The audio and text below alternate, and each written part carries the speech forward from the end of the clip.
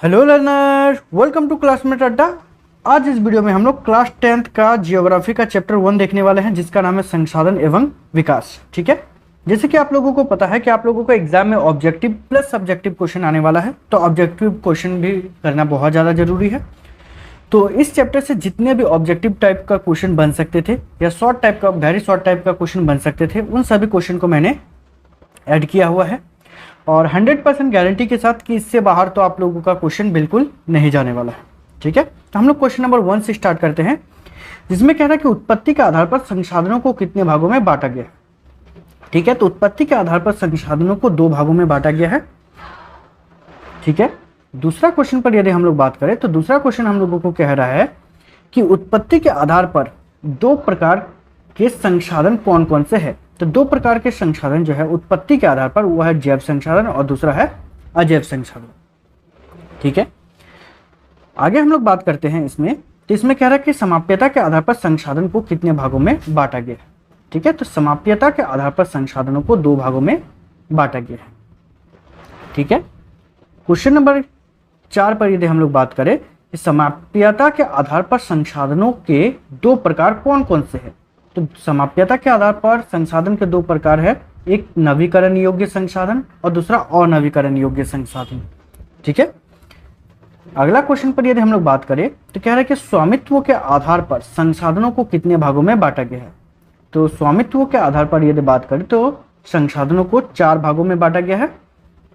ठीक है, अगला यदि क्वेश्चन पर बात करें कि स्वामित्व के आधार पर संसाधन के 4 प्रकार कौन कौन से हैं। तो स्वामित्व के आधार पर संसाधन के 4 प्रकार है, व्यक्तिगत संसाधन, सामुदायिक संसाधन, राष्ट्रीय संसाधन और अंतर्राष्ट्रीय संसाधन। ठीक है, आगे यदि हम लोग बात करें कि विकास के स्तर के आधार पर संसाधन के कितने प्रकार है। तो विकास के स्तर के आधार पर यदि हम लोग बात करें तो संसाधन के 4 प्रकार है। ठीक है, चलिए यदि हम लोग नेक्स्ट क्वेश्चन नंबर 8 पर बात करें तो जिसमें कह रहा है कि विकास के स्तर के आधार पर संसाधन के 4 प्रकार कौन कौन से हैं। तो विकास के स्तर के आधार पर संसाधन के 4 प्रकार है, संभावी संसाधन, विकसित संसाधन, भंडार और संचित कोष। ठीक है, आगे यदि हम लोग बात करें कि जैव संसाधन के 4 उदाहरण दे। जैव संसाधन जो है इसके 4 उदाहरण देना है। तो मनुष्य, वनस्पति जात, प्राणी जात और पशुधन, ये जो है आप लोगों का 4 प्रकार है जैव संसाधन के। इससे ज्यादा और भी है, लेकिन 4 उदाहरण देने के लिए बोला था, इसीलिए मैंने 4 उदाहरण को दिया है। ठीक है, आगे क्वेश्चन नंबर 10 पर यदि बात करें तो हम लोगों को कह रहा है कि अजैव संसाधन के 2 उदाहरण दे। तो अजैव संसाधन के 2 उदाहरण है चट्टान और धातुएं। ठीक है, चट्टानें और धातुएं जो है इसका उदाहरण है। आगे यदि हम लोग बात करें इसमें क्वेश्चन नंबर 11 पर, तो कह रहा है कि नवीकरण योग्य संसाधन के 3 उदाहरण दे। नवीकरण योग्य संसाधन के 3 उदाहरण, पहला तो है सौर ऊर्जा, पवन ऊर्जा और वन। ठीक है, आगे बात करें क्वेश्चन नंबर 12 पर, जो कह रहा है कि अनवीकरण योग्य संसाधन के 3 उदाहरण दे। तो वह है पेट्रोल, इसको आप लोग पेट्रोलियम लिखोगे तो ज्यादा बेहतर रहेगा, कोयला और प्राकृतिक गैस। ठीक है, ये है अनवीकरण योग्य संसाधन के 3 उदाहरण। आगे यदि हम लोग क्वेश्चन का बात करें तो कह रहा है व्यक्तिगत संसाधन के 3 उदाहरण दे। तो व्यक्तिगत संसाधन के 3 उदाहरण है बाग, जिसको आप लोग बगीचा भी लिख सकते हो, चारागाह और तालाब। ठीक है, आगे यदि हम लोग बात करें क्वेश्चन नंबर 14 पर, जिसमें बताया जा रहा है कि 3 सामुदायिक स्वामित्व वाले संसाधन के उदाहरण दे। 3 सामुदायिक स्वामित्व वाले संसाधन के उदाहरण देने के लिए बोला है। तो चारण भूमि, शमशान और खेल का मैदान। ठीक है, आगे क्वेश्चन कह रहा है क्वेश्चन नंबर 15 कि 3 राष्ट्रीय संसाधन का उदाहरण दे। 3 राष्ट्रीय संसाधन, सड़कें, नहरें और रेल लाइन। ठीक है, ये है राष्ट्रीय संसाधन के उदाहरण। आगे यदि हम लोग बात करें तो जिसमें बताया जा रहा है क्वेश्चन कि एक अंतर्राष्ट्रीय संसाधन के उदाहरण दे। तो एक अंतर्राष्ट्रीय संसाधन, तो 200 समुद्र मील के परे क्षेत्र, 200 समुद्र मील के परे क्षेत्र को हम लोग अंतर्राष्ट्रीय संसाधन कहते हैं। ठीक है, इसमें मैं अभी शॉर्ट क्वेश्चन बना रहा हूं, इसके बाद फिर मैं लॉन्ग क्वेश्चन भी बनाऊंगा। ठीक है, यदि आप लोग वीडियोज को शेयर करते हो अपने फ्रेंड के साथ और कम से कम यदि 100 लाइक्स आ जाते हैं तो जितने भी लॉन्ग टाइप का क्वेश्चन बन सकते हैं इस अध्याय से, मैं उन सभी लॉन्ग टाइप को क्वेश्चन को बना दूंगा। ठीक है ना, चलिए तो अगला क्वेश्चन पर हम बात करते हैं, क्वेश्चन नंबर 17, जो कह रहा है 2 संभावित संसाधन का उदाहरण देना है। तो राजस्थान में सौर ऊर्जा का और दूसरा है गुजरात में पवन ऊर्जा। ये दो संभावित संसाधन है। आगे यदि बात करें दो विकसित संसाधन का उदाहरण दे, तो दो विकसित संसाधन है जल और कोयला। ठीक है, आगे हम लोग बात करें क्वेश्चन नंबर 19 पर, जो कह रहा है कि दो भंडार का उदाहरण दे।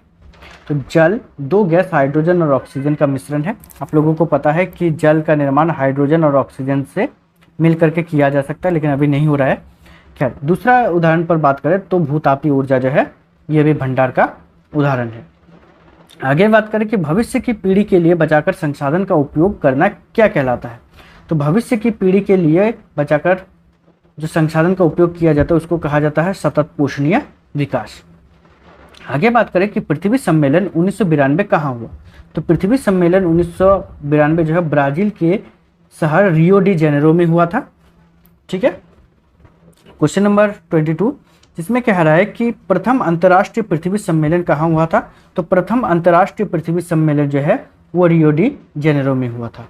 ठीक है, आगे क्वेश्चन है कि रियो डी जेनेरो पृथ्वी सम्मेलन में किस पर सहमति जताई गई। तो किस पर सहमति जताई गई थी। तो भूमंडलीय वन सिद्धांत पर।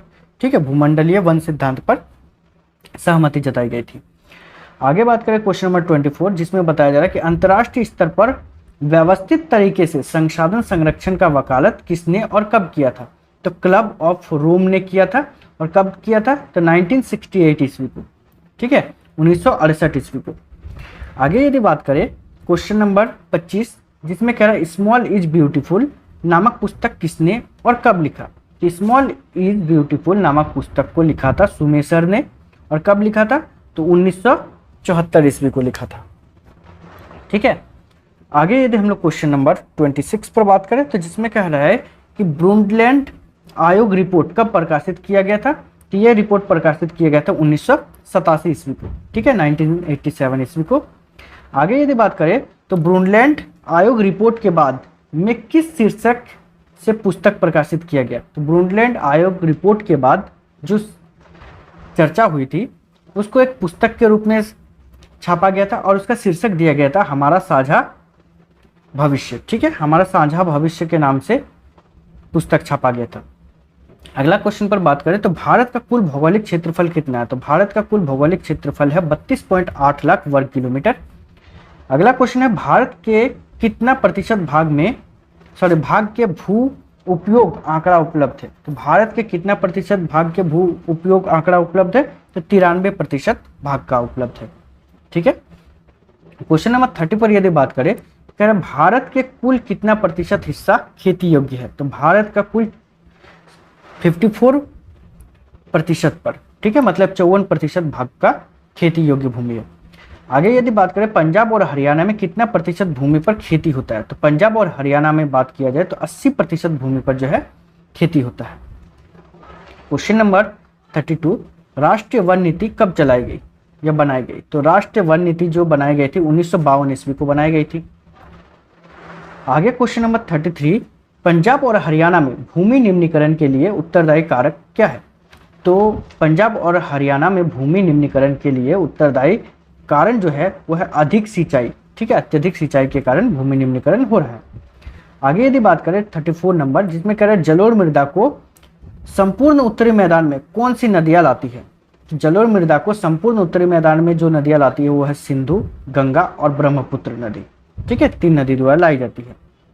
क्वेश्चन नंबर 35 पर बात करें भारत में कौन सी नदी सबसे अधिक पाई जाती है। ठीक है, सॉरी भारत में कौन सी नदी नहीं होगा, यहाँ पर गलती से नदी हो गया, यहाँ पर होगा मृदा। ठीक है, भारत में कौन सी मृदा सबसे अधिक पाई जाती है। तो जलोढ़ मृदा जो है सबसे अधिक पाई जाती है। ठीक है, आगे क्वेश्चन कह रहा है कि जलोढ़ मृदा कितनी प्रकार की होती है। तो जलोढ़ मृदा जो होती है वो 2 प्रकार की होती है। ठीक है, अब पुराने जलोढ़ मृदा को क्या कहते हैं। तो पुराने जलोढ़ मृदा को कहते हैं बांगर। और नई जलोढ़ मृदा को क्या कहा जाता है। तो नई जलोढ़ मृदा को कहा जाता है खादर। ठीक है, आगे बात करें 39 नंबर क्वेश्चन जिसमें कह रहा है कि जलोढ़ मृदा में सबसे अधिक कौन सी फसल उगाई जाती है। तो जलोढ़ मृदा में सबसे अधिक उगाई जाती है गेहूं और चावल।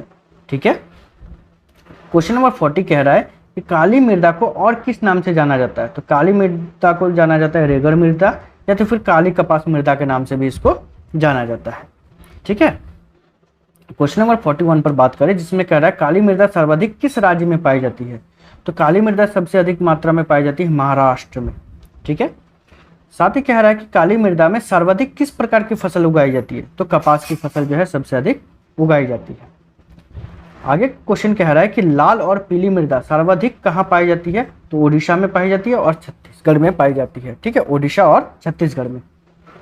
क्वेश्चन नंबर 44, जिसमें कह रहा है लेटराइट शब्द किस भाषा के शब्द से लिया गया है। तो ग्रीक भाषा के लेवर शब्द से लिया गया, सॉरी लेटर शब्द से लिया गया। ठीक है, लेटर शब्द। आगे यदि हम लोग बात करें क्वेश्चन नंबर 45, जिसमें कह रहा है कि लेटराइट मृदा सर्वाधिक किस राज्य में पाई जाती है। तो कर्नाटक में लेटराइट मृदा सबसे अधिक मात्रा में पाई जाती है। क्वेश्चन नंबर 46 पर बात करें तो मरुस्थलीय मृदा किस रंग का होता है। तो मरुस्थलीय मृदा लाल रंग का होता है और भूरा रंग का होता है। ठीक है, मरुस्थलीय मृदा सर्वाधिक कहाँ पाई जाती है। तो मरुस्थलीय मृदा सर्वाधिक पाया जाता है पश्चिमी राजस्थान में। ठीक है, पश्चिमी राजस्थान में मरुस्थलीय मृदा सर्वाधिक पाई जाती है। आगे कह रहा है समोच्च जुताई किस भूमि पर होती है। तो समोच्च जुताई जो होती है वो ढाल वाले भूमि पर होती है, ढाल वाले या ढलान वाले, जो भी आप बोलो। आगे क्वेश्चन है कि सीढ़ीदार खेती का और एक नाम क्या है। तो वो है सोपानी खेती। ठीक है, ये सोपानी कृषि के नाम से जाना जाता है। इसी में से आप लोगों का पूरा क्वेश्चन आ जाएगा। ठीक है, यदि आप लोगों को लग रहा है कि इसमें क्वेश्चन कुछ कम है तो कमेंट कीजिएगा, मैं आप लोगों के लिए और भी क्वेश्चन बना दूंगा इस अध्याय से। और यदि आप लोगों को चाहिए कि लॉन्ग क्वेश्चन भी मैं आप लोगों के लिए करवाऊं तो आप लोग वीडियोज़ को शेयर कीजिए अपने फ्रेंड के साथ। ठीक है, तो इस वीडियो में इतना ही, मिलते हैं नेक्स्ट वीडियो जो कि नेक्स्ट चैप्टर के लिए रहेगी। तब तक के लिए बाय, थैंक यू।